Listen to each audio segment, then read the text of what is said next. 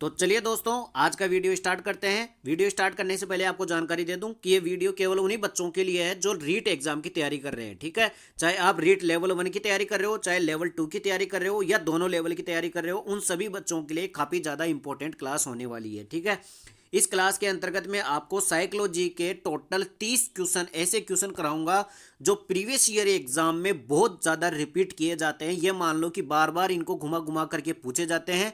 30 क्वेश्चनों का मैं 360 सॉल्यूशन करने वाला हूं, यानी कि उस क्वेश्चन को किस प्रकार से घुमा घुमा करके अब तक एग्जाम में पूछा गया है, उसके ऑप्शनों से अब तक कौन कौन से क्वेश्चन एग्जाम में बन चुके हैं, उन सबको आपको मैं कंठस्थ याद करा दूंगा। ठीक है, आज की जो अपनी क्लास है वो क्लास नंबर 14 है। इससे पहले मैं 13 क्लासें कंप्लीट करा चुका हूं, जिसके अंतर्गत प्रत्येक क्लास में मैंने 30-30 क्वेश्चनों का समावेश किया है प्रीवियस ईयर के। ठीक है, और सबका 360 सॉल्यूशन किया है। तो जिसने भी वीडियो नहीं देखे हैं पुराने, वो अपने चैनल पर जाना, वहां पर प्लेलिस्ट बना रखी है मनोविज्ञान के नाम से, वहां पर जाकर के आप पिछली 13 क्लासें देख सकते हो। और आज अपनी जो क्लास है वो 14 नंबर की क्लास है। तो बिना किसी देरी के वीडियो स्टार्ट करते हैं।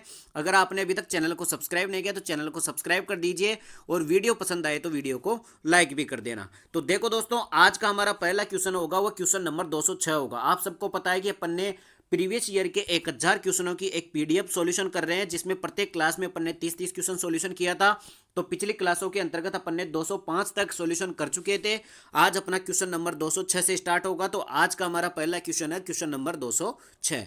व्यक्तित्व के मूल्यांकन हेतु प्रयुक्त शब्द साचर्य परीक्षण विधि का प्रयोग जुंग द्वारा किस वर्ष में किया गया था। देखो, ये क्वेश्चन दो तरीके से एग्जाम में पूछा जाता है और बहुत बार पूछा जाता है। सबसे पहले तो देखो, आपको पूछ ले साचर्य परीक्षण विधि किसके मापन में की जाती है, मतलब कि साचर्य परीक्षण विधि किसके काम आती है। तो ध्यान रख लेना, यह व्यक्तित्व के मूल्यांकन के काम आती है। किसमें काम आती है? व्यक्तित्व के मूल्यांकन में काम आती है।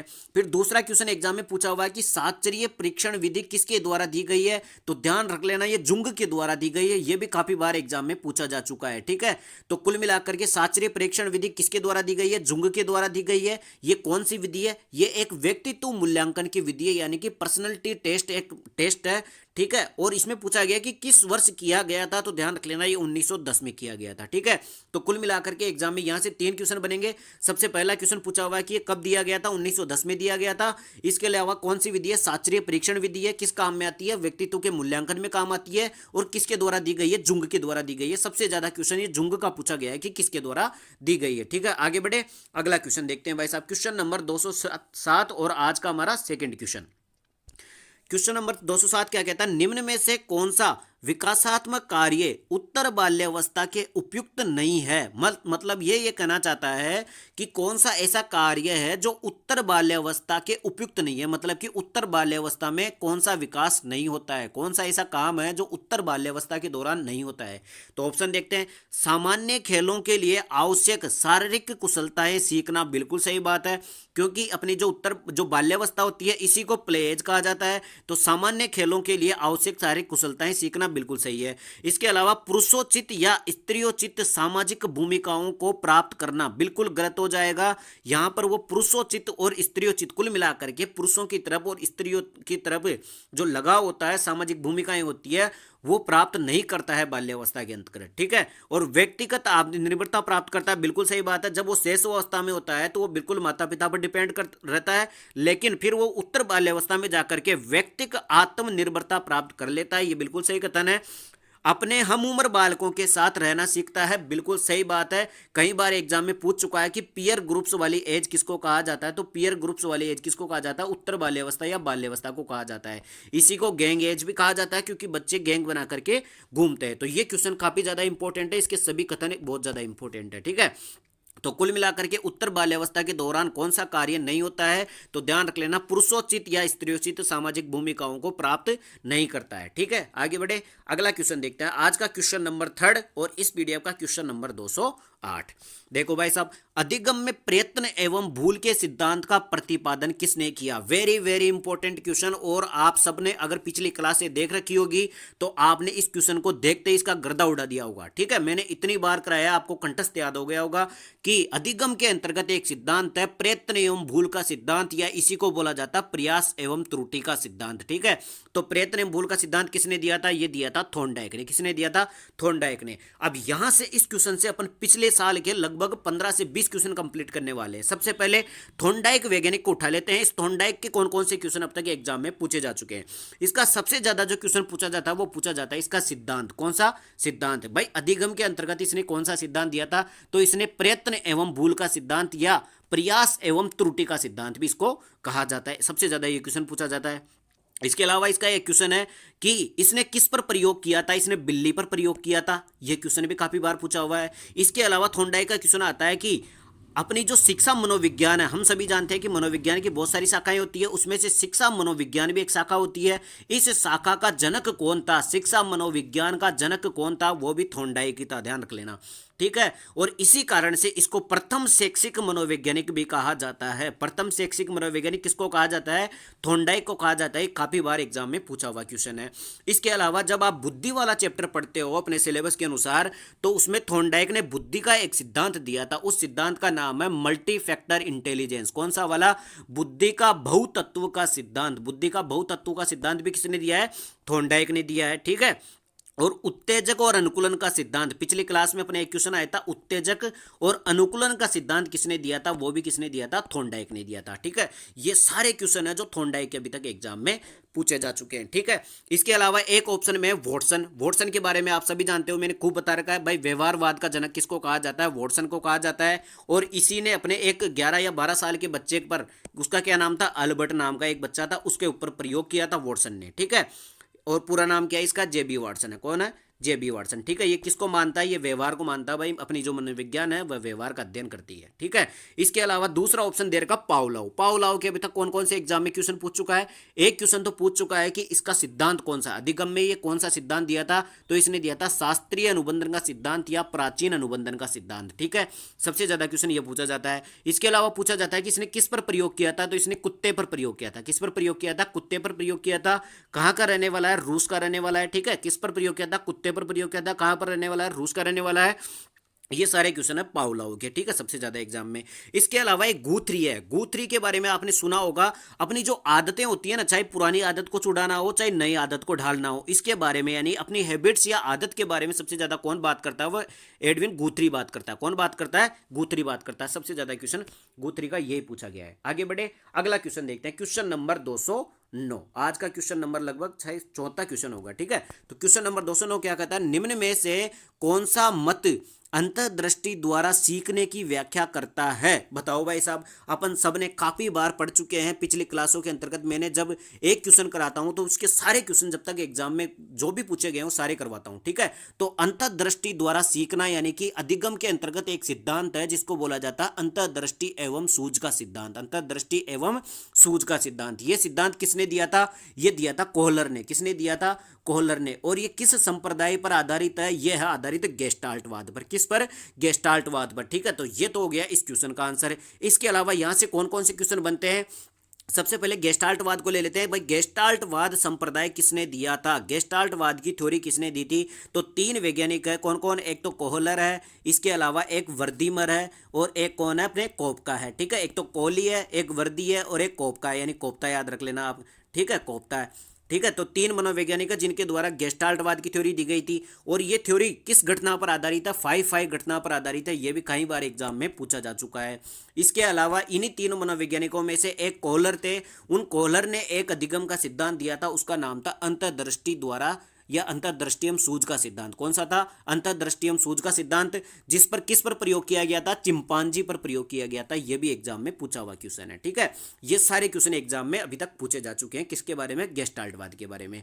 इसके अलावा अब बात करें अपन किसकी बात करें? मनोविश्लेषणवाद की बात कर लेते हैं। तो मनोविश्लेषणवाद का जो संप्रदाय दिया गया था वो दिया गया था सिगमंड फ्राइड के द्वारा। किसके द्वारा दिया गया था? सिगमंड फ्राइड के द्वारा। तो कुल मिलाकर के मनोविश्लेषणवाद का जो सिद्धांत है वो किसके द्वारा दिया गया है? फ्राइड के द्वारा दिया गया है। और मनोविश्लेषणात्मक विकास का सिद्धांत भी किसने दिया था? फ्राइड ने। कुल मिलाकर के आप इतना याद रख लेना, मनोविश्लेषणवाद की कहीं पर भी बात आ जाए तो आपको सिगमंड फ्राइड करना है। इसके अलावा अचेतन मन के बारे में कौन बात करता है? वो भी बात करता है कौन? अपना सिगमंड फ्राइड। इसके अलावा 3 शब्द दिए थे, इड, ईगो, सुपर ईगो। पिछली क्लासों में मैंने इतनी बार आपको ये शब्द याद करवा दिए हैं, ये मान लो कि जिसने पूरी क्लासें देखी होगी उसको तो ये कंठस्थ याद होगा कि फ्राइड ने कौन कौन से सिद्धांत दिए गए हैं या कौन कौन से क्वेश्चन फ्राइड के बारे में एग्जाम में अभी तक पूछे जा चुके हैं, ठीक है। तो पिछली क्लासें जरूर देख लेना, प्लेलिस्ट बन रखी है अपने चैनल पर, वहां पर जाकर के पिछली क्लासें जरूर देख लेना, लगभग 13 क्लासें कंप्लीट हो चुकी है। ठीक है, अगला देखते हैं व्यवहारवाद के बारे में। अपन क्या जानते हैं भाई, व्यवहारवाद का जनक कौन है? वॉटसन है। पूरा नाम क्या है? जेबी वॉटसन है। इसने अपने एक बेटे पर प्रयोग किया था, उसका नाम था अल्बर्ट। ठीक है, 12 साल का था शायद ये, और अल्बर्ट पर प्रयोग किया था। सबसे ज्यादा ये क्वेश्चन पूछा जाता है। इसके अलावा गेस्टाल्टवाद का मैंने आपको पूरा बता दिया। आगे बढ़े, अगला क्वेश्चन देखते हैं, क्वेश्चन नंबर 210। देखो भाई साहब, उससे पहले अगर आपने चैनल को सब्सक्राइब नहीं किया तो चैनल को सब्सक्राइब जरूर कर लीजिए। वीडियो पसंद आ रहा हो तो वीडियो को लाइक भी कर देना। क्वेश्चन नंबर 210 है, शैक्षिक विकास में मूल्यांकन का अर्थ है। यानी कि शैक्षिक विकास का मतलब हो गया शिक्षा के क्षेत्र में जो विकास होता है उसमें मूल्यांकन का मतलब क्या होता है। शिक्षा के क्षेत्र में जो विकास होता है उसमें मूल्यांकन का मतलब क्या होता है? उसमें मूल्यांकन का मतलब होता है ज्ञान क्षमता का मूल्यांकन करना। देखो, छात्रों का प्रगति का आकलन करना, बिल्कुल सही है। कक्षा अभिलेखों का मूल्यांकन करना, बिल्कुल नहीं। कार्य निष्पादन का मूल्यांकन करना यानी परफॉर्मेंस देखना, और ज्ञान क्षमता का मूल्यांकन करना। कुल मिलाकर के इनमें सबसे जो बेस्ट आंसर होगा वो कौन सा होगा? ज्ञान क्षमता का मूल्यांकन करना। साइकोलॉजी के अंतर्गत कई बार चारों ऑप्शन सही दिखाई देते हैं, फिर अपने को क्या करना पड़ता है कि उसमें बेस्ट आंसर को चुनना पड़ता है। अब यहाँ पे शैक्षिक विकास की बात कर रहा है, तो शैक्षिक विकास के अंतर्गत मूल्यांकन का जो अर्थ होता है वो ज्ञान क्षमता का मूल्यांकन करना होता है। किसका होता है? ज्ञान क्षमता का मूल्यांकन करना होता है। काफी अच्छा क्वेश्चन है, ध्यान रख लेना इसका। ठीक है, एक दो बार एग्जाम में पूछा भी हुआ है। ठीक है, आगे बढ़ते हैं। क्वेश्चन नंबर 211 क्या कहता है भाई साहब, व्यक्तिक भिन्नता का क्या अर्थ है? हम सभी जानते हैं कि अपने रीड सिलेबस में एक चैप्टर भी है और टॉपिक भी है व्यक्तिक विभिन्नता। कौन सा है? व्यक्तिक विभिन्नता का क्या अर्थ है, इसका मतलब क्या होता है? तो देखो, दो व्यक्तियों में शारीरिक भिन्नता होना, बिल्कुल नहीं। केवल शारीरिक भिन्नताएं होना ही थोड़ी व्यक्तिक भिन्नता हो जाएगी। इसके अलावा कौन सा दे रखा है? देखो भाई साहब, अगला दे रखा है, कोई दो व्यक्ति शारीरिक मानसिक योग्यता और संवेगात्मक, एक मिनट पूरा दिखा देता हूं आपको। देखो भाई साहब, दूसरा ऑप्शन क्या है? कोई दो व्यक्ति शारीरिक मानसिक योग्यता और संवेगात्मक दशा में समान और एक जैसे नहीं होते। बिल्कुल सही बात है। देखो, जिसके अंतर्गत भी अपनी व्यक्तिगत विभिन्नता का मतलब होता है शारीरिक रूप से भिन्न हो, मानसिक योग्यता के रूप में भिन्न हो, संवेगात्मक दशा में भी भिन्न हो। कुल मिलाकर के इन सभी व्यक्तियों में एक जैसी नहीं होती है। सभी गुण, शारीरिक गुण भी एक समान नहीं होते, मानसिक गुण भी एक समान नहीं होते, संवेगात्मक गुण भी एक साथ समान नहीं होते। तो इसी गुण को कहा जाता है व्यक्तिगत विभिन्नता। तो व्यक्तिगत विभिन्नता का सबसे अच्छा अर्थ यही हो गया। सबसे, अगर आपको व्यक्तिगत विभिन्नता का सबसे अच्छा, अगर बेस्ट जो तरीका मतलब परिभाषा मिलेगी वो यही है। कौन सी वाली? ये वाली। भाई, कोई भी दो व्यक्ति शारीरिक रूप से, मानसिक योग्यता के रूप में, संवेगात्मक दशा में एक समान नहीं होते हैं, एक जैसे नहीं होते हैं, उसी को व्यक्तिगत विभिन्नता कहा जाता है। ठीक है, आगे बढ़ते हैं भाई साहब। Question number 212 very very important, कई बार रिपीटेड क्वेश्चन है।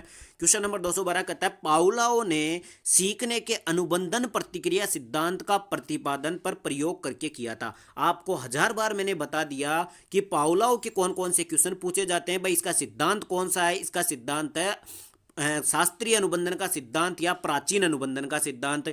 इसने किस पर प्रयोग किया था? इसने कुत्ते पर प्रयोग किया था। कई बार एग्जाम में पूछा हुआ है। कहाँ का रहने वाला है? रूस का रहने वाला है, तो कई बार एग्जाम में पूछ चुका है। ठीक है, तो पाउलाओ ने किस पर प्रयोग किया था? अनुबंधन प्रतिक्रिया का सिद्धांत। ये किया था कुत्ते पर प्रयोग। किस पर किया था? कुत्ते पर प्रयोग। आप सबको पता होगा लार वाली कहानी, भाई घंटी बजाते हैं लार आती है, भोजन आता है लार आती है, वो वाली। ठीक है, क्वेश्चन नंबर 213, शिक्षा का समान अवसर का अर्थ क्या है? भाई, शिक्षा का समान अवसर यानी कि सभी को शिक्षा का समान अवसर देना, इसका मतलब क्या है? देखो भाई साहब, एक बार पूरा दिखा देता हूं अगर आपको नहीं दिख रहा हो तो शिक्षा का समान अर्थ का मतलब होता है, देखो, एक बालक की जाति, मत, रंग, क्षेत्र और धर्म को आधार न मानते हुए समान शिक्षा मिलनी चाहिए। ठीक है साहब, एक बालक को समान शिक्षा प्राप्त होने के बाद अपनी क्षमताओं को साबित करने के अवसर मिलने चाहिए। ठीक है साहब, एक बालक को बिना किसी भेदभाव के समान विधियों, समान सामग्री का उपयोग करके पढ़ाना चाहिए। ठीक है साहब, एक बच्चे को ऐसी शिक्षा प्रदान करनी चाहिए जो उसके भावी व्यवसायिक जीवन के लिए सबसे उपयुक्त हो। देखो, शिक्षा का समान अवसर का मतलब ये तो बिल्कुल भी नहीं है भाई जो उसके भविष्य में जाकर के उसके बिजनेस में हेल्प करे। ठीक है, एक बालक को बिना किसी भेदभाव के समान विधियों और सामग्री का उपयोग करके पढ़ाना चाहिए, बिल्कुल नहीं। ये तो भाई शिक्षा का समान अवसर का अर्थ होता है। देखो भाई, ये क्वेश्चन बहुत ज्यादा मतलब थोड़ा ऐसे मान लो कि दिखता आसान है लेकिन खतरनाक क्वेश्चन है। यहाँ पर आप नेगेटिव कर सकते हो। देखो, आप जब शिक्षा का समान अवसर का अर्थ देखते हो ना तो अपने को ऐसे लगता है भाई किसी भी बालक के साथ किसी भी तरीके से भेदभाव नहीं होना चाहिए। जातिवाद, मत, रंग, क्षेत्र या धर्म के आधार पर भेदभाव नहीं होना चाहिए, न मानते हुए समान शिक्षा मिलनी चाहिए। तो अपन सबसे पहले इसका आंसर ए करने वाले थे, लेकिन नहीं। बिल्कुल गलत हो जाएगा। शिक्षा का समान अवसर का अर्थ क्या होगा, इसमें होगा कि एक बच्चे को ऐसी शिक्षा प्रदान करनी चाहिए जो उसके भावी व्यवसायिक जीवन के लिए सबसे उपयुक्त हो। ध्यान रख लेना, इस क्वेश्चन का थोड़ा सा आंसर अपने को लगेगा कि इसमें ए ऑप्शन होगा, लेकिन नहीं, इसका डी ऑप्शन होगा। अगर आपको कुछ भी डाउट हो तो आप कमेंट करके पूछ सकते हो, कमेंट कर भी सकते हो, अपनी राय भी दे सकते हो। बाकी बढ़ते हैं अपन अगले क्वेश्चन पर। देखो भाई साहब, अगला क्वेश्चन है question number 214। Very very important question. यहां से दो क्वेश्चन है जो एग्जाम में बार बार पूछे जाते हैं। सबसे देखो क्वेश्चन क्या बोल रहा है, हार्वर्ड गार्डनर का बुद्धि का सिद्धांत किस चीज पर बल देता है। देखो सबसे पहले तो अपने को यह जानना पड़ेगा कि गार्डनर ने जो बुद्धि का सिद्धांत है उसका नाम क्या है। मतलब गार्डनर एक मनोवैज्ञानिक है जिसने बुद्धि का एक सिद्धांत दिया था, उस सिद्धांत का नाम है बहुबुद्धि का सिद्धांत। कौन सा दिया था, बहुबुद्धि का सिद्धांत किसने दिया था, वो दिया था गार्डनर ने। बहुबुद्धि का मतलब कि मनुष्य में बहुत सारी प्रकार की बुद्धियां पाई जाती है, ठीक है, एक ही बुद्धि नहीं होती, बहुत सारी बुद्धियां होती है। तो गार्डनर के अनुसार कौन सा सिद्धांत दिया गया था, बहुबुद्धि का सिद्धांत दिया गया था। और यहां पे ये पूछ रहा है कि बहुबुद्धि का सिद्धांत किस चीज पर बल देता है, तो ध्यान रख लेना, यह बल देता है कि प्रत्येक व्यक्ति की विलक्षण योग्यताओं पर। कौन सी योग्यताओं पर, विलक्षण योग्यताओं पर बल देता है। ध्यान रख लेना, विद्यालय में आवश्यक समान योग्यताओं पर बल नहीं देता है, सामान्य बुद्धि के बारे में नहीं बताता है, और शिक्षार्थियों में अनुबंधित कौशलों के बारे में भी नहीं बताता है। तो दो क्वेश्चन है यहां से जो एग्जाम में पूछे जाते हैं। पहला क्वेश्चन, गार्डनर का बुद्धि का सिद्धांत का नाम क्या है, बहुबुद्धि का सिद्धांत है, और प्रत्येक व्यक्ति की विलक्षण योग्यताओं पर बल देता है। अपने देखो सिलेबस, जब रीट सिलेबस का देखोगे ना, अब सिलेबस के अंतर्गत गार्डनर का बहुबुद्धि का सिद्धांत अलग से टॉपिक दे रखा है, अलग से नाम लिखा हुआ है, तो इसको थोड़ा सा ढंग से पढ़ के जाना। आगे बढ़े, अगला क्वेश्चन देखो भाई साहब, क्वेश्चन नंबर 215 क्या कहता है, प्रतिभाशाली विद्यार्थी है। देखो प्रतिभाशाली विद्यार्थी का गुण क्या होता है, उसकी विशेषता क्या होती है, तो ध्यान रख लेना, प्रतिभाशाली विद्यार्थी होता है अपसारी चिंतक। कौन सा होता है, अपसारी चिंतक। ये अभी लेटेस्ट में सीटेट एग्जाम में, जो दिसंबर वाला सीटेट एग्जाम हुआ था 2024 में, उसमें पूछा गया था क्वेश्चन, और वेरी वेरी इंपॉर्टेंट क्वेश्चन है, कई बार एग्जाम में पूछा जा चुका है। ध्यान रख लेना, प्रतिभाशाली विद्यार्थी वही होगा जो अपसारी चिंतक होगा। अपसारी और अभिसारी का मतलब क्या होता है, अभिसारी का मतलब होता है किसी चीज पर केंद्रित सोचना, किसी एक ही चीज पर केंद्रित होकर के सोचना, वो तो अभिसारी चिंतन होता है। और अपसारी चिंतन का मतलब होता है कि कोई, जैसे कि मान लो कि अपन कोई भी टॉपिक पढ़ रहे हैं, तो उस टॉपिक पर हर दृष्टि से सोचना। अपसारी चिंतन का मतलब होता है फैलाव, यानी कि हर तरीके से सोचना क्या होता है, अपसारी चिंतन होता है। तो प्रतिभाशाली विद्यार्थी वही होता है जिसमें अपसारी चिंतन पाया जाता है। वेरी वेरी इंपॉर्टेंट क्वेश्चन है, ठीक है। आगे बढ़े, अगला क्वेश्चन देखो भाई साहब, क्वेश्चन नंबर 216। उससे पहले अगर आपने चैनल को सब्सक्राइब नहीं किया हो तो जरूर कर लीजिए, वीडियो पसंद आ रहा हो तो वीडियो को लाइक भी कर देना। देखो भाई साहब, क्वेश्चन नंबर 216 है, विद्यालयों को किसके लिए व्यक्तिगत भिन्नताओं को पूरा करना चाहिए। भाई विद्यालय जो है उसको किसके लिए व्यक्तिगत भिन्नताओं, व्यक्तिगत भिन्नता का मतलब होता है हर बच्चे के अंतर्गत अलग अलग विभिन्नताएं पाई जाती है, चाहे शारीरिक रूप हो, चाहे मानसिक रूप हो, चाहे संवेगात्मक रूप हो। व्यक्तिगत विभिन्नताओं को पूरा करना चाहिए, तो किसके लिए करना चाहिए, देखो व्यक्तिगत शिक्षार्थी को विशिष्ट होने की अनुभूति कराने के लिए, व्यक्तिगत शिक्षार्थियों के मध्य खाई को कम करने के लिए, या शिक्षार्थियों के निष्पादन और योग्यताओं को समान करने के लिए, या फिर यह समझने के लिए कि क्यों शिक्षार्थी सीखने के योग्य या अयोग्य है। तो ध्यान रख लेना, इसमें सबसे जो बेस्ट आंसर होगा वो होगा ऑप्शन डी, यानी कि विद्यालयों को किसके लिए व्यक्तिगत भिन्नताओं को पूरा करना चाहिए, तो वो करना चाहिए कि यह समझने के लिए कि क्यों शिक्षार्थी सीखने के योग्य है या अयोग्य है, ठीक है। तो इस चीज को समझने के लिए व्यक्तिगत भिन्नताओं को पूरा करना चाहिए। आगे बढ़े, अगला क्वेश्चन देखते हैं भाई साहब, क्वेश्चन नंबर 217। क्वेश्चन नंबर 217 क्या कहता है, निम्नलिखित में से कौन सा बुद्धि के मापन में प्रयोग नहीं किया जा सकता। ध्यान रख लेना, क्वेश्चन क्या पूछ रहा है कि निम्नलिखित में से कौन सा बुद्धि के मापन में प्रयोग नहीं किया जा सकता।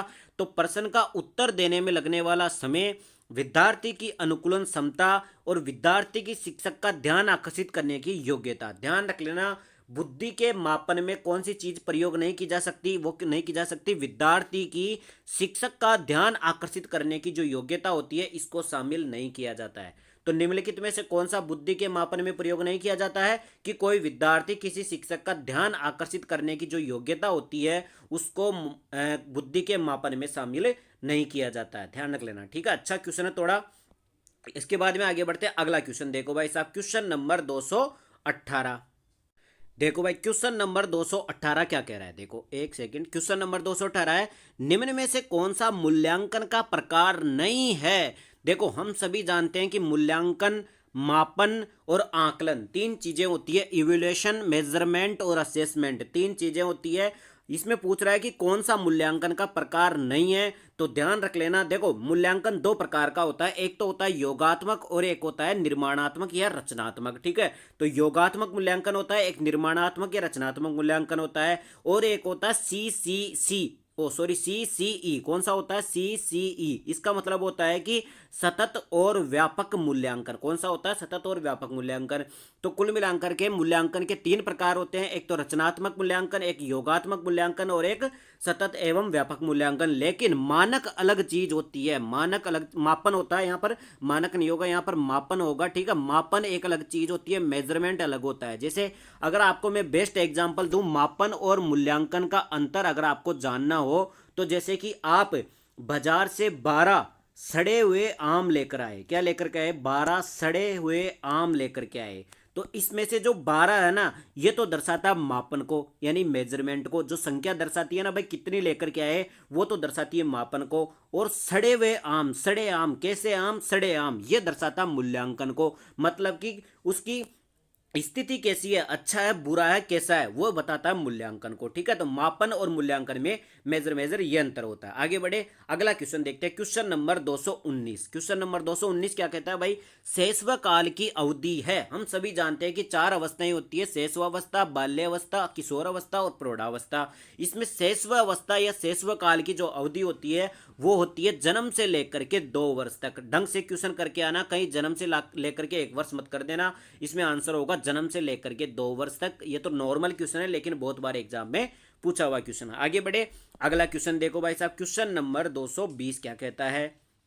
क्वेश्चन नंबर 220, क्वेश्चन नंबर 220 है, कक्षा अध्यापक ने राघव को अपनी कक्षा में अपने कीबोर्ड पर स्वयं द्वारा तैयार किया गया मधुर संगीत बजाते हुए देखा। मतलब टीचर क्या करता है कि एक राघव नाम का लड़का था, उसको अपनी कक्षा में अपने कीबोर्ड पर स्वयं द्वारा तैयार किया गया मधुर संगीत बजाते हुए देखा। कक्षा अध्यापक ने विचार किया कि राघव में कौन सी बुद्धि उच्च स्तरीय थी। तो ध्यान रख लेना, सीधी सी बात है भाई, संगीत बजा रहा है तो कौन सी हो जाएगी? संगीत में बुद्धि उच्च स्तरीय है। भाई राघव संगीत बजा रहा है तो संगीत बुद्धि उच्च स्तरीय होगी। ये सीटेट एग्जाम में पूछा हुआ क्वेश्चन था, लेकिन नॉर्मल क्वेश्चन है। ठीक है, आगे बढ़े, अगला क्वेश्चन है क्वेश्चन नंबर 221। उससे पहले अगर आपने पिछली क्लासें नहीं देखी हो तो चैनल पर प्लेलिस्ट बना रखी है, जिसमें लगभग 12 या 13 क्लासें कंप्लीट हो चुकी है, उनको देख लेना आप। ठीक इसी प्रकार से 360 सॉल्यूशन के माध्यम से मैंने 30-30 क्वेश्चन प्रत्येक क्लास में करवाए हैं। ठीक है, और वीडियो पसंद आ रहा हो तो वीडियो को लाइक भी करना, चैनल को सब्सक्राइब भी करना। क्वेश्चन नंबर 221 है, सृजनात्मकता मौलिक परिणामों को अभिव्यक्त करने के मानसिक प्रक्रिया, ये कथन किसका है? ध्यान रख लेना, सृजनात्मकता के बारे में एक कथन बताया गया है कि जो क्रिएटिविटी होती है वह ये मौलिक परिणामों को अभिव्यक्त करने की एक मानसिक प्रक्रिया होती है। मौलिक परिणामों को अभिव्यक्त करने की एक मानसिक प्रक्रिया होती है। ये बात कही थी क्रो एंड क्रो ने। किसने कही थी? क्रो एंड क्रो ने। देखो ये तो एक परिभाषा है, आपको याद रखनी पड़ेगी। आगे बढ़े, अगला क्वेश्चन देखते हैं, क्वेश्चन नंबर 222। और ये मान लो कि एग्जामिनर का बहुत ज्यादा फेवरेट क्वेश्चन, हर बार एग्जाम में ये क्वेश्चन तो पूछा ही जाता है, कोई सा भी एग्जाम हो। विकास का अर्थ क्या होता है? तो ध्यान रख लेना, विकास में क्या चीजें आती है? अभिप्रेरणा और अनुभव के फलस्वरूप होने वाले परिवर्तनों की उत्तरोत्तर श्रृंखला। याद कैसे रखोगे? एक तो परिवर्तनों की उत्तरोत्तर श्रृंखला होनी चाहिए। उत्तरोत्तर का मतलब होता है लगातार परिवर्तन होते रहने चाहिए। इसके अलावा अभिप्रेरणा और अनुभव के आधार पर, या तो प्रशिक्षण बोल सकते हो, या अनुभव बोल सकते हो, या अभिप्रेरणा बोल सकते हो। कौन कौन सी चीजें? अभिप्रेरणा, अनुभव और प्रशिक्षण के आधार पर होने वाले परिवर्तनों की उत्तरोत्तर श्रृंखला को ही विकास कहा जाता है। वेरी वेरी इंपॉर्टेंट क्वेश्चन है, परिभाषा को रट के चल जाना। आगे बढ़े, अगला क्वेश्चन देखो भाई साहब, क्वेश्चन नंबर 223 क्या कहता है? मनोविज्ञान की बही दर्शन विधि के जनक कौन है? बताओ भाई साहब, बही दर्शन विधि। मनोविज्ञान की बहुत सारी विधियां होती है, उनमें से ये पूछ रहा है कि बही दर्शन विधि के जनक कौन है। तो ध्यान रख लेना, बही दर्शन विधि के जनक कौन हो जाएंगे? जेबी वाटसन हो जाएंगे। कौन हो जाएंगे? जेबी वाटसन। अब देखो जेबी वाटसन के बारे में अब तक अपन ने कौन कौन से एग्जाम के क्वेश्चन कर चुके हैं भाई? अपना सबसे पहले तो जेबी वाटसन ने कौन सा सिद्धांत दिया था? व्यवहारवाद दिया था। कौन सा दिया था? व्यवहारवाद का जनक किसको कहा जाता है? वाटसन को कहा जाता है। वाटसन के बेटे का नाम क्या था? अल्बर्ट था, जिसके ऊपर प्रयोग किया था। इसके अलावा एक और क्वेश्चन ध्यान रख लेना, एक तो इन्होंने व्यवहारवाद का जनक कहा जाता है और एक बहिर्दर्शन विधि का जनक कहा जाता है। कौन सी विधि? बहिर्दर्शन विधि का जनक भी इनको ही कहा जाता है। वेरी वेरी इंपॉर्टेंट क्वेश्चन है, कई बार आ चुका है। आगे बढ़े, अगले ऑप्शन देख लेते हैं। और भी देखो, सिगमंड फ्राइड के बारे में मैंने आपको सब कुछ बता दिया, क्या क्या एग्जाम में पूछा हुआ है। एक तो मनोविश्लेषणवाद का सिद्धांत इन्होंने दिया था, और ईगो, सुपर ईगो और इड के बारे में इन्होंने बताया। अचेतन मन के बारे में सबसे ज्यादा बात करने वाले यही है। और इसके अलावा सिगमंड फ्राइड के कौन से क्वेश्चन है आप कमेंट करके जरूर बताना। और देखिए अपन वुडवर्थ के बारे में। वुडवर्थ की देखो एक परिभाषा सबसे ज़्यादा फेमस है। जब आप साइकोलॉजी की परिभाषा पढ़ते हो मनोविज्ञान की, तो शुरू शुरू में आत्मा का विज्ञान बताया गया था, फिर मन का विज्ञान बताया गया था, फिर चेतना का विज्ञान बताया गया था, और फिर व्यवहार का विज्ञान बताया गया था। लेकिन वुडवर्थ ने एक ऐसी परिभाषा दी थी जिसमें सभी को एक साथ शामिल कर लिया। इन्होंने बोला था कि सबसे पहले मनोविज्ञान ने आत्मा को छोड़ा, फिर मन को छोड़ा, फिर चेतना को छोड़ा, और आखिरी में व्यवहार को अपनाया। तो यह परिभाषा किसने दी थी? वुडवर्थ ने दी थी। सबसे ज्यादा एग्जाम में पूछी जाती है। ठीक है, तो यहां पे क्वेश्चन तो ये पूछ रहा था कि बहिर्दर्शन विधि किसने दी है, तो वो दी है जेबी वाटसन ने। आगे बढ़े, अगला क्वेश्चन देखो भाई साहब, क्वेश्चन नंबर 224। क्वेश्चन नंबर 224 क्या कहता है? शिक्षा मनोविज्ञान ने स्पष्ट व निश्चित स्वरूप कब धारण किया था? देखो, शिक्षा मनोविज्ञान क्या है? मनोविज्ञान की एक शाखा है, एक ब्रांच है। मनोविज्ञान की बहुत सारी शाखाएं हैं, उनमें से एक शाखा है शिक्षा मनोविज्ञान। ठीक है, इसने स्पष्ट और निश्चित स्वरूप कब धारण किया था? भाई हाँ, ये एक अलग से शाखा है और इसमें बहुत सारी चीजों का अध्ययन किया जाता है, इसके बहुत सारे सिद्धांत है। तो इसने 1920 में स्पष्ट और निश्चित स्वरूप धारण कर लिया था शिक्षा मनोविज्ञान ने। आप सभी को पता है कि शिक्षा मनोविज्ञान का जनक किसको कहा जाता है? वो कहा जाता है थॉर्नडाइक को। किसको कहा जाता है? थॉर्नडाइक को कहा जाता है। बहुत बार एग्जाम में पूछा हुआ क्वेश्चन है। इसके अलावा प्रथम शैक्षिक मनोवैज्ञानिक भी किसको कहा जाता है? वो थॉर्नडाइक को कहा जाता है, क्योंकि इन्होंने शिक्षा मनोविज्ञान दी थी, इस कारण से प्रथम शैक्षिक मनोवैज्ञानिक भी थॉर्नडाइक को कहा जाता है। ये सारे क्वेश्चन एग्जाम में यहां से पूछे जा चुके हैं। आगे बढ़े, अगला क्वेश्चन देखो भाई साहब, क्वेश्चन नंबर 225 क्या कहता है? कोल सैनिक शिक्षा मनोविज्ञान का आरंभ किससे मानते हैं? देखो, शिक्षा मनोविज्ञान का आरंभ बहुत तरीके से हुआ था। मतलब सबसे पहले इसको आत्मा का विज्ञान, फिर मन का विज्ञान, फिर चेतना का विज्ञान, फिर व्यवहार का विज्ञान माना गया। लेकिन कोल सैनिक नाम का एक मनोवैज्ञानिक है, ये शिक्षा मनोविज्ञान का आरंभ कहां से मानता है? तो ध्यान रख लेना, ये अरस्तु से मानता है। कहां से? भाई अरस्तु ने क्या माना था? इसको आत्मा का विज्ञान माना था। सबसे पहले मनोविज्ञान को आत्मा का विज्ञान माना गया था। और किसने माना था? अरस्तु ने माना था। और कोल सैनिक कहता है कि शिक्षा मनोविज्ञान की शुरुआत भी अरस्तु से ही हुई थी। ध्यान रख लेना, कई बार एग्जाम में पूछ चुका है। ठीक है, इसके अलावा आप मुझे कमेंट करके बताओगे कि सुकरात के द्वारा कौन सी विधि दी गई है जो बहुत ज्यादा एग्जाम में पूछी जाती है। कमेंट करके बताना, मैंने पिछली क्लासों में बहुत बार आपको बताया है। ठीक है, आगे बढ़े, अगला क्वेश्चन देखो, क्वेश्चन नंबर 226। सीखना किससे प्रभावित होता है? बताओ भाई, सीखना अधिगम किस चीज से प्रभावित होता है? तो आत्मा से तो प्रभावित नहीं होता, मन से भी प्रभावित नहीं होता। आगे देखें और ऑप्शन देख लेते हैं। अगला है बुद्धि से भी प्रभावित नहीं होता है, बिल्कुल भी। ध्यान रख लेना, अधिगम या सीखना प्रभावित होता है प्रेरणा से, मोटिवेशन से, अभिप्रेरणा से। कौन से? मोटिवेशन, अभिप्रेरणा से अपना अधिगम प्रभावित होता है। आगे बढ़े, अगला क्वेश्चन देखो भाई साहब, क्वेश्चन नंबर 228 और very very important question. Question number 228 है, खेल को ऐच्छिक तथा आत्म प्रेरित क्रिया किस मनोवैज्ञानिक ने बताया? देखो, खेल के बारे में दो चीजें बताई गई है भाई। खेल एक ऐच्छिक क्रिया होती है और एक आत्म प्रेरित क्रिया होती है। मतलब कि ऐच्छिक क्रिया का मतलब अगर किसी बच्चे को इच्छा होगी तभी वो खेलेगा, या फिर आत्म प्रेरित क्रिया होती है, अंदर से मोटिवेशन मिलता है खेलने का। ऐसा बात किस मनोवैज्ञानिक ने बताई थी? वो बताई थी स्टर्न ने। किसने बताई थी? स्टर्न ने। किसने बताई थी? स्टर्न ने। ध्यान रख लेना, स्टर्न के दो क्वेश्चन एग्जाम में सबसे ज्यादा पूछे जाते हैं। एक क्वेश्चन तो ये खेल के बारे में बताने वाले थे भाई, उन्होंने ऐच्छिक और आत्म प्रेरित क्रिया किसको बताया था? खेल को बताया था। और स्टर्न ने एक आईक्यू का फॉर्मूला भी दिया था। आईक्यू बराबर दिया था MA यानी मानसिक आयु बटा CA यानी कि आपकी कालानुक्रमिक आयु या वास्तविक आयु। ये फॉर्मूला किसने दिया था? स्टर्न ने दिया था। ध्यान रख लेना, अगर आईक्यू के इस फॉर्मूले के अंतर्गत गुणा 100 कर दिया जाए तो ये फॉर्मूला किसने दिया था? टर्नर ने दिया था। किसने दिया था? टर्नर ने दिया था। ध्यान रख लेना, स्टर्न ने 100 गुणा में नहीं किया था, बाद में टर्नर ने इसको 100 गुणा करके ये फॉर्मूला दिया था। ठीक है, ये सारे क्वेश्चन यहां से हो गए। अरस्तु के बारे में अपन सभी जानते हैं कि अरस्तु ने क्या किया था, मनोविज्ञान को क्या कहा था, आत्मा का विज्ञान कहा था। ठीक है, आगे बढ़ते हैं क्वेश्चन नंबर 229। उससे पहले अगर आपने चैनल को सब्सक्राइब नहीं किया हो तो चैनल को सब्सक्राइब जरूर करें, वीडियो पसंद आ रहा हो तो वीडियो को लाइक भी करें। निम्नलिखित में से समाजमिति विधि के प्रणेता है, यानी किसके जनक कौन है। हम सभी जानते हैं कि साइकोलॉजी के अंतर्गत एक विधि आती है समाजमिति। कौन सी आती है, समाजमिति विधि के जनक कौन है, समाजमिति विधि के पिताजी कौन है, तो इनके पिताजी है जे.एल. मोरेनो। कौन है, जे.एल. मोरेनो साहब इसके क्या है, समाजमिति विधि के प्रणेता या जनक है। तो कैसे याद रखोगे आप, मोरेना, मोरेना याद रख लेना। कौन है, मोरेना, मोरेना क्या है, समाज विधि के जनक है। आगे बढ़े, इसके बाद अलावा अपन ने थॉर्नडाइक के सारे क्वेश्चन पढ़ चुके हैं। एक बार फटाफट बता दो भाई, थॉर्नडाइक ने किस पर प्रयोग किया था, बिल्ली पर प्रयोग किया था। इसका सिद्धांत का नाम क्या था, प्रयास एवं त्रुटि एवं प्रयत्न भूल का सिद्धांत था। इसके अलावा इसको शिक्षा मनोविज्ञान का जनक भी कहा जाता है, प्रथम शैक्षिक मनोवैज्ञानिक भी कहा जाता है। थॉर्नडाइक ने बुद्धि का एक सिद्धांत दिया था जिसको मल्टी फैक्टर इंटेलिजेंस कहा जाता है। ये सारे क्वेश्चन किसके हो गए, थॉर्नडाइक के हो गए। आगे बढ़ते हैं भाई साहब, जीन पियाजे की मैंने आपको सारे बता दिए।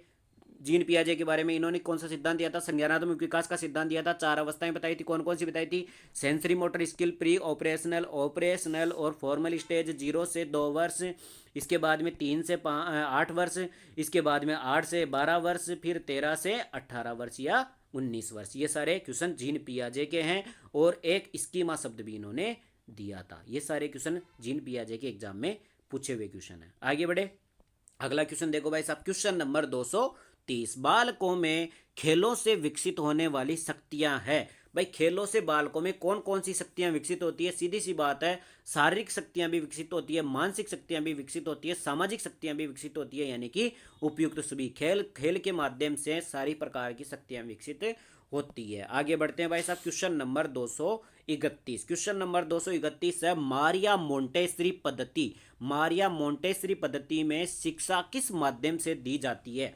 देखो ये क्वेश्चन 2-3 तरीके से एग्जाम में पूछा जाता है, लेकिन हर बार एग्जाम में आने वाला क्वेश्चन है। सबसे पहले तो मारिया मोंटेसरी पद्धति किसके द्वारा दी गई थी, तो इसको देने वाला ही मारिया मोंटेसरी थी। ध्यान रख लेना, मारिया मोंटेसरी पद्धति किसने दी थी, मारिया मोंटेसरी ने दी थी। है क्या इसमें पद्धति में, इसमें क्या होता है कि बच्चों को जो शिक्षा दी जाती है ना, वो गीतों के द्वारा दी जाती है, खेलों के माध्यम से दी जाती है, या फिर गिफ्ट या उपहार देकर के दी जाती है।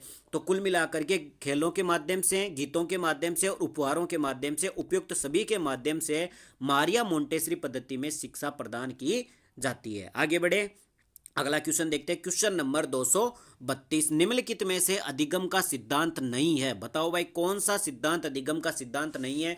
वेरी वेरी इंपॉर्टेंट क्वेश्चन है और इस क्वेश्चन से मैं आपको 10 क्वेश्चन प्रीवियस ईयर के एग्जाम में पूछे हुए क्वेश्चन बताऊंगा। ठीक है, तो सबसे पहले तो अधिगम का कौन सा सिद्धांत नहीं है, देखते हैं भाई साहब। सबसे पहला संबंधवाद का सिद्धांत, बिल्कुल साहब, संबंधवाद का सिद्धांत तो अधिगम का सिद्धांत है। ये किसने दिया था, ये दिया था थॉर्नडाइक ने। किसने दिया था, थॉर्नडाइक ने संबंधवाद का सिद्धांत दिया था और थॉर्नडाइक के सारे क्वेश्चन में इस क्लास में कंप्लीट करा चुका हूं। इसके अलावा डॉपलर सूज का सिद्धांत तो भाई साहब किसी ने नहीं दिया।